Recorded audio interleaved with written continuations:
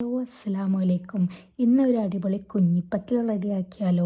ആദ്യം ഒരു കുക്കർ എടുത്തിട്ട് വെളിച്ചെണ്ണ ഒഴിച്ച് സവാള, തക്കാളി, ഇഞ്ചി, പച്ചമുളക്, വെളുത്തുള്ളി പേസ്റ്റും ഇട്ട് നന്നായി മിക്സ് ചെയ്ത് കഴുകി വൃത്തിയാക്കി വെച്ച ബീഫും ഉപ്പും കുരുമുളക് പൊടിയും മഞ്ഞൾപ്പൊടിയും ഗരം മസാലയും ചേർത്ത് കുറച്ച് വെള്ളവും ചപ്പും ചേർത്ത് വേവിക്കാനായിട്ട് വെക്കാം.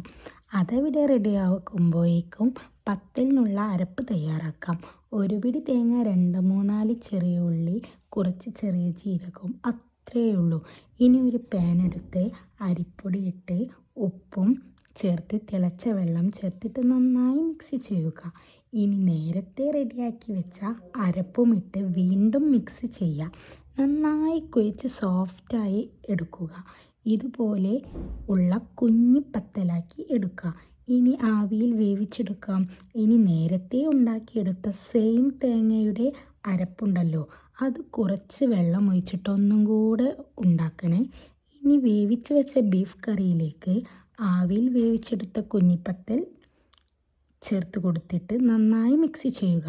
ഇനി തേങ്ങയുടെ ആ അരപ്പുണ്ടല്ലോ, അതും കൂടി ചേർത്ത് വീണ്ടും നന്നായി മിക്സ് ചെയ്ത് ചൂടാറിക്കഴിഞ്ഞാൽ ഇതുപോലെ ഇരിക്കും.